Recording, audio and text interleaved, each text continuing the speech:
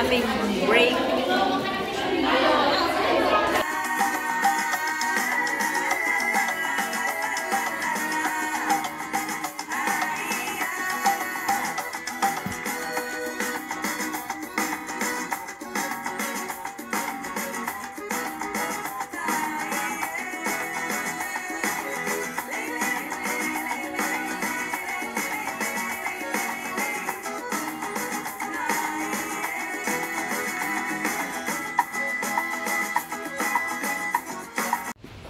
Ayan. Hello everyone, welcome back to my channel. May hawak ako. Nandito na tayo sa Nanfung Plaza. Bababa tayo sa bus stop kasi pupunta tayo ng Chinese University. Ang aga ko pa guys, sarado pa yung mga shops. See you later! So ito yung mga bus stop. Hanapin, ayun. Ayan ang 798. So, 12:30 siya.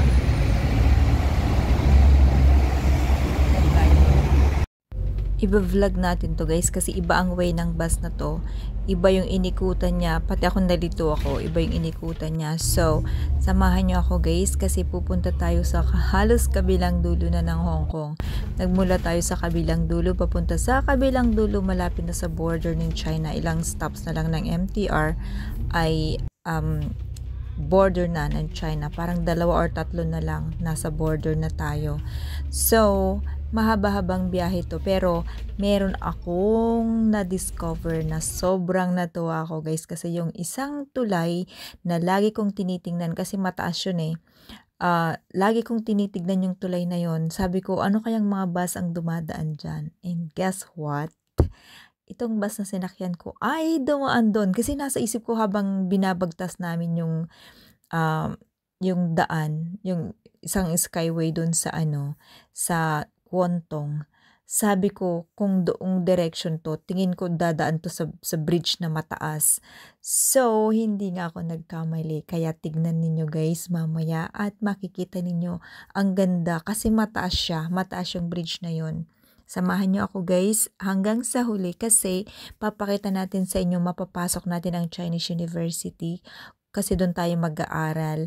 So, isa yun sa mga napakagandang mga pangyayari dito sa Hong Kong opportunities, no, kasi nakapag-aral ng libre, tapos yun, nakakapasok tayo sa mga universities nila, hindi katulad sa Pilipinas na hindi ka naman basta-basta pwedeng makapasok pag hindi ka estudyante.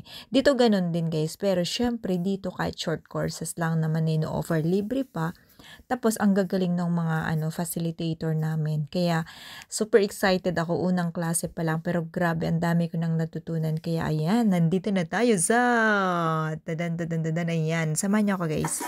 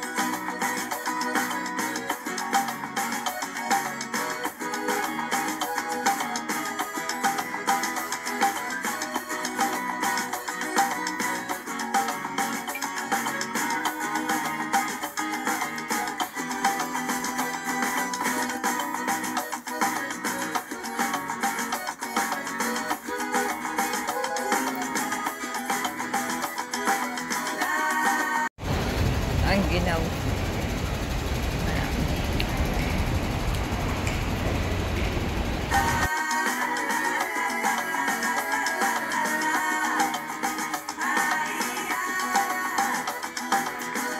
Ayan.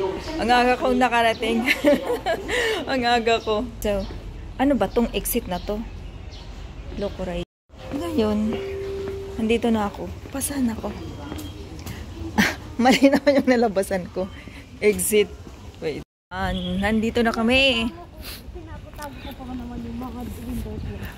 Diyos ko, ba't ang ginaw? Biglang ang ginaw naman. Ito naman dun sa ano, Sani. Sabi niya, bakit ganito? Oo, kaya nga.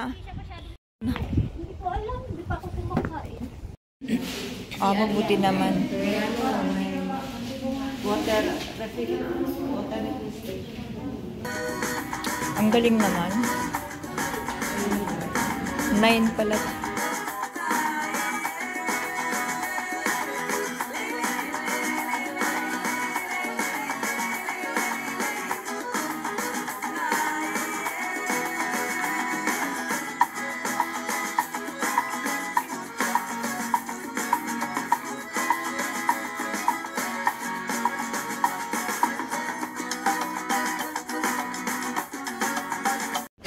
So, pauwi na tayo. Tapos na yung ating klase.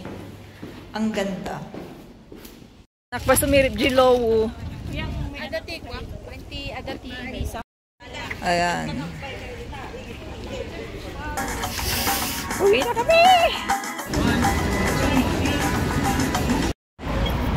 Ikaw na ang maglakad mula Wanchay hanggang Causeway Bay.